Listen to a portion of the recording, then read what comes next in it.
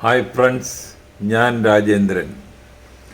ഞാനിന്നിവിടെ പറയാൻ ഉദ്ദേശിക്കുന്നത് മൈസൂർ ട്രിപ്പ് മൂന്നാം ദിവസം നമ്മൾ കണ്ട കാഴ്ചകൾ. മൂന്നാം ദിവസം കണ്ട കാഴ്ചകൾ ഏതൊക്കെയാണെന്ന് ചോദിച്ചു കഴിഞ്ഞാൽ Jaganmohan art gallery,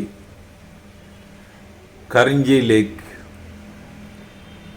railway museum, Vrindavan gardens. അപ്പോൾ ഇത് വോളിയം 7, മൈസൂർ ട്രിപ്പ് വോളിയം 7 ഉൾപ്പെടുത്തിയിരിക്കുന്നത്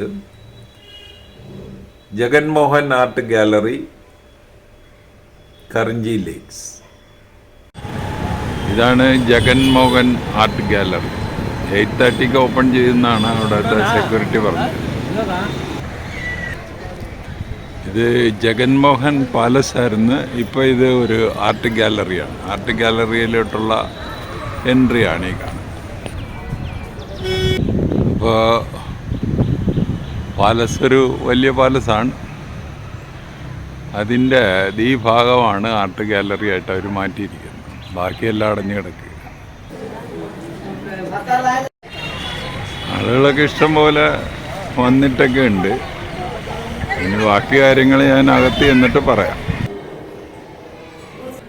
അപ്പോൾ ആദ്യം നമ്മൾ കാണുന്നത് പെയിൻറ്റിങ് ഓൺ റൈസ് ഗ്രെയിൻ എന്ന് പറഞ്ഞാൽ അരിമണിയിലുള്ള, പക്ഷെ അത് നമ്മൾ ആ 4 ഭൂതക്കണ്ണാടി കൂടെ നോക്കുമ്പോഴേ അത് കാണാൻ പറ്റത്തുള്ളൂ. ഈ ഫോട്ടോയിലൊന്നും കിട്ടത്തില്ല.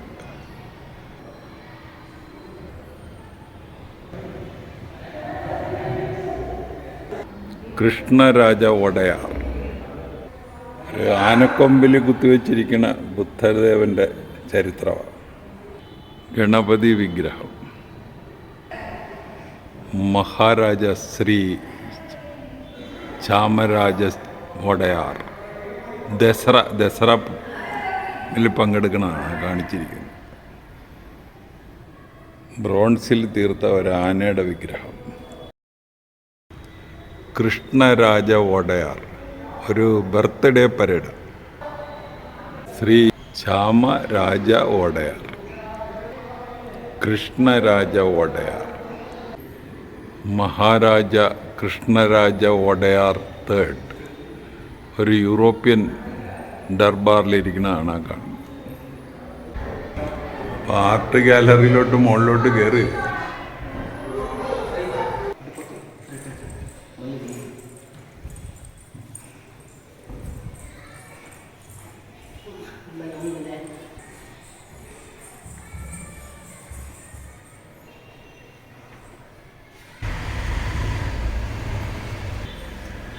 ഇവിടെ നമുക്ക് ധാരാളം പെയിൻറ്റിങ്ങുകൾ നമുക്ക് കാണാം.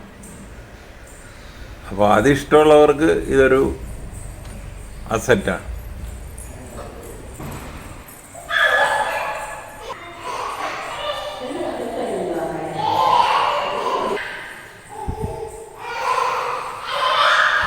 പഴയ കാലത്തെ ചെല്ലങ്ങളൊക്കെ.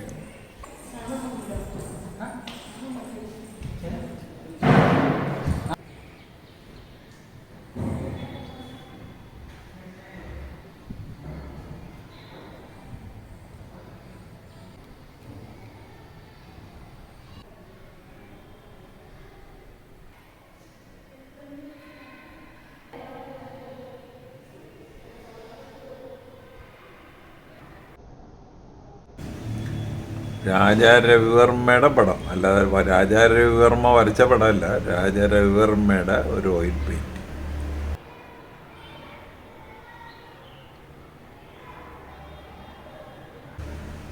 അപ്പോൾ ഇനി അങ്ങോട്ടുള്ള ആ ഹാളിൽ കാണുന്നത് മൊത്തം രാജാ രവിവർമ്മ വരച്ച പടങ്ങളാണ്.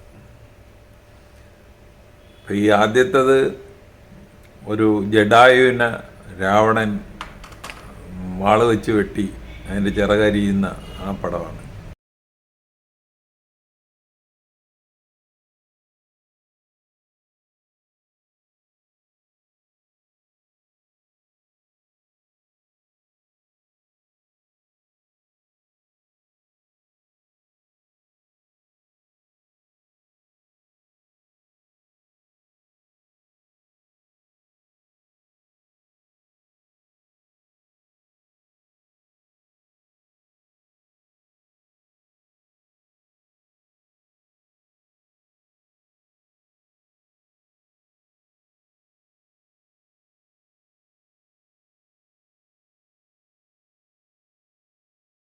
മുറിയിൽ കാണിച്ചിരിക്കുന്നത് അന്നത്തെ ഫർണിച്ചറുകളാണ്.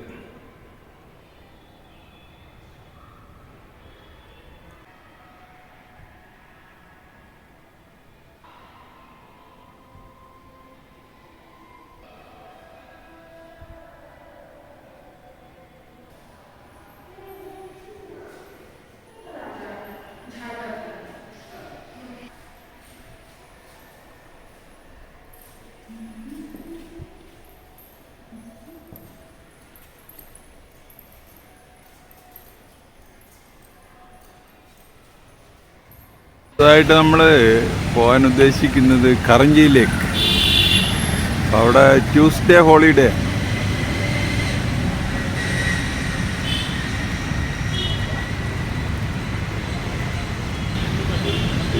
നല്ല വിശാലമായ കാർ പാർക്കിംഗ്.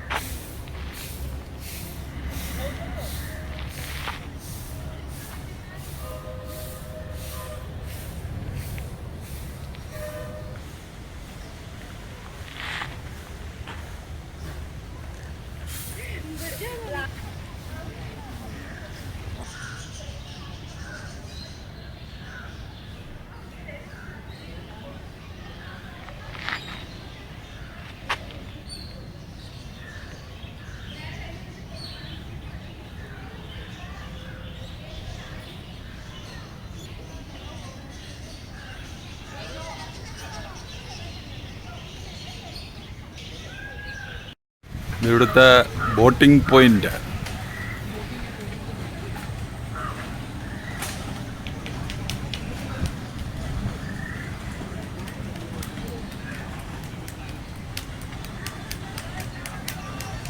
കുറേ പേരൊക്കെ ബോട്ടിൽ കറങ്ങി നടക്കുന്നുണ്ട്.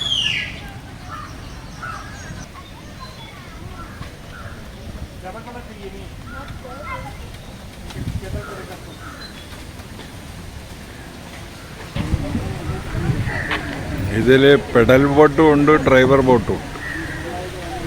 പെഡൽ ബോട്ടിൽ ഒരു 2 പേരുണ്ടെങ്കിലേ കയറ്റത്തുള്ളൂ, ഒരാൾക്ക് ഒറ്റയ്ക്ക് ചവിട്ടാൻ പറ്റത്തില്ല. അപ്പോൾ അതിന് ഒരു റേറ്റ്. ഡ്രൈവർ ബോട്ടിന് ഒരാളാണേലും കയറാം, 300 രൂപ. അപ്പോൾ പെഡൽ ബോട്ട് ഇതുപോലെ 2 പേരുണ്ടെങ്കിലേ ചവിട്ടിയാൽ നീങ്ങത്തുള്ളൂ.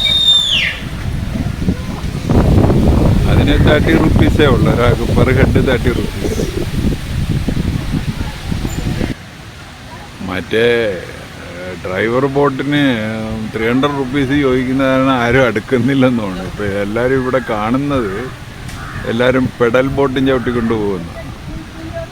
അപ്പോൾ എല്ലാവരും ഇതിൽ കമ്പൽസറി ആയിട്ട് ലൈഫ് ജാക്കറ്റൊക്കെ ധരിക്കണം, അവിടെ എഴുതി വെച്ചിട്ടുണ്ട്. ലൈഫ് ജാക്കറ്റൊക്കെ എടുത്തിട്ടൊരു ടീം പോകാൻ പോകുക.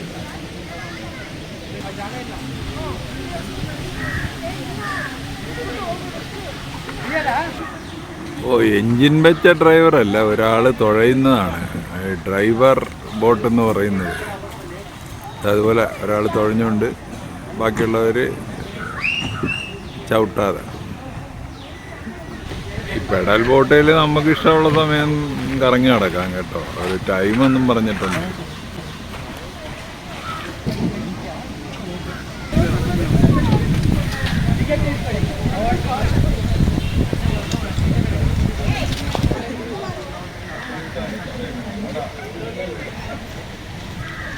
അവരെ പ്രകൃതിയെ വളരെ കാര്യമായിട്ട് കൈകാര്യം ചെയ്തിട്ടുണ്ട്. നമ്മൾക്കിവിടെ ഇരുന്നിട്ട് എന്നാ സുഖമാണ്, നമ്മളൊരു AC റൂമിലിരിക്കുന്നതിനേക്കാൾ സുഖം.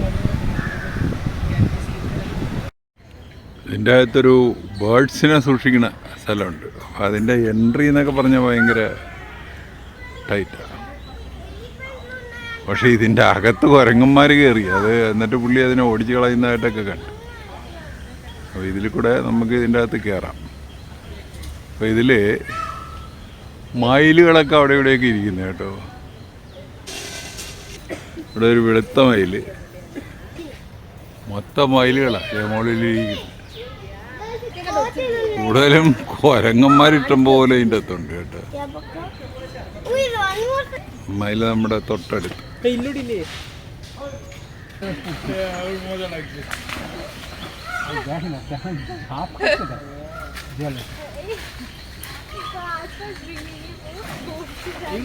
അതുപോലെ ബ്ലാക്ക് സ്വാനുകൾ ഇഷ്ടം പോലെ ഇതിൻ്റെ അകത്ത് ഇതുപോലെ നടപ്പുണ്ട്.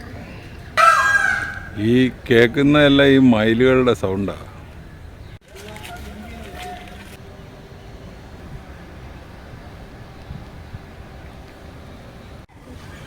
അതുപോലെ നമുക്ക് ഇതിലെ ഏറ്റവും എടുത്തു പറയേണ്ടത് ഈ നല്ല ഒരു വാഷ്റൂം, അതുപോലെ ഇഷ്ടം പോലെ ഈ നമുക്ക് റെസ്റ്റ് എടുക്കാനുള്ള സ്ഥലങ്ങൾ. നമുക്ക് കാട്ടിലിരിക്കുന്ന ഒരു പ്രതീതിയാണ്. തുടച്ച്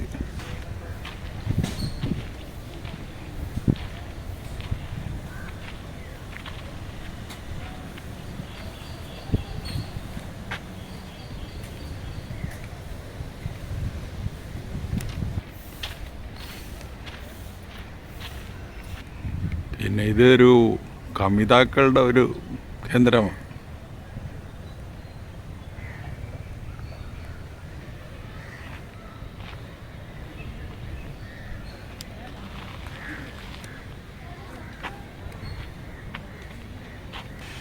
പിന്നെ ഇതിലൊരു ഡ്രോബാക്കായിട്ട് നമുക്ക് ഞാൻ കണ്ടത്, ഇതിലൊരു ചായക്കട, ഒരു സ്നാക്സ് കിട്ടാൻ പോലുമുള്ള മാർഗമൊന്നുമില്ല. വെള്ളം കിട്ടും, ഡ്രിങ്കിങ് വാട്ടർ പലയിടത്തും ഉണ്ട്. ഒരിടത്ത് ഇങ്ങനെ എഴുതി വെച്ചിട്ടുണ്ട്, ബിവെയർ ഓഫ് സ്നേക്സ്. ഒരു കാട് തന്നെ ഇത്.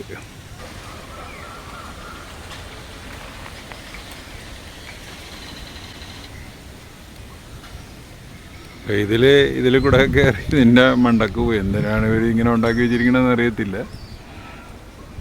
അങ്ങനെ ഒരു സംഭവം. മണ്ട വരെ കയറി അവിടെ പോയി നിൽക്കാം. ഇതതിൻ്റെ നഴ്സറിയാണ്.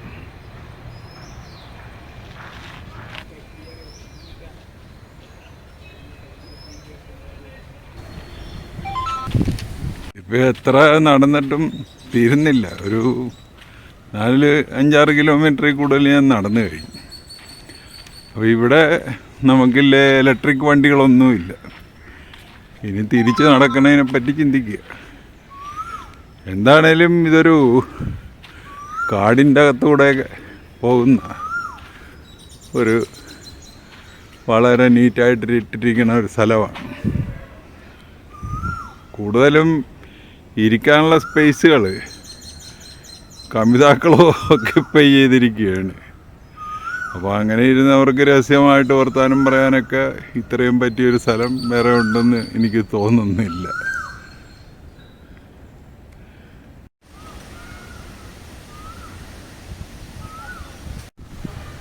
ഇതിൽ വലിയ കാണുന്ന തടാകത്തിലൊക്കെ ഇതുപോലുള്ള കുറേ അതിൻ്റെ പടങ്ങളൊക്കെ ഇവിടെ വെച്ചിട്ടുണ്ട്. അതിനെ കാണണമെങ്കിൽ നമ്മൾ കുറേ വെയിറ്റ് ചെയ്യണം. അങ്ങ് ദൂരെയായിട്ട് കാണാൻ പറ്റും.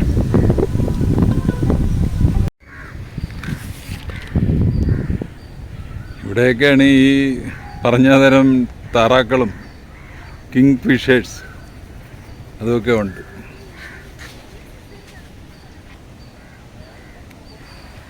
അവിടെ ഇത് വെള്ളത്തിലൊഴുകി നടക്കുമായിരിക്കും. ഒരു ഫ്ലോട്ടിംഗ് ഗാർഡൻ എന്നൊക്കെയാണ് എഴുതി വെച്ചിരിക്കുന്നത്.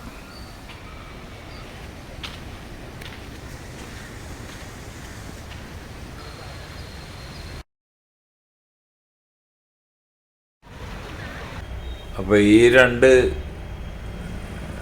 ടൂറിസ്റ്റ് പ്ലേസുകളും നമ്മൾ തീർച്ചയായും മൈസൂർ ട്രിപ്പിൽ ഉൾപ്പെടുത്തേണ്ടതാണ്.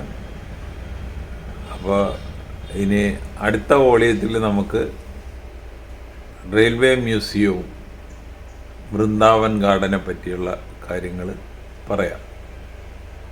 അപ്പോൾ ഈ വീഡിയോ ഒന്നിട്ട് കാണുകയായിട്ട് കണ്ടിട്ട് ഇഷ്ടപ്പെട്ടുവെങ്കിൽ ഞങ്ങളുടെ ചാനൽ സബ്സ്ക്രൈബ് ചെയ്യുക. വേറൊരു വീഡിയോ ആയിട്ട് നമുക്ക് വീണ്ടും കാണാം. Thank you.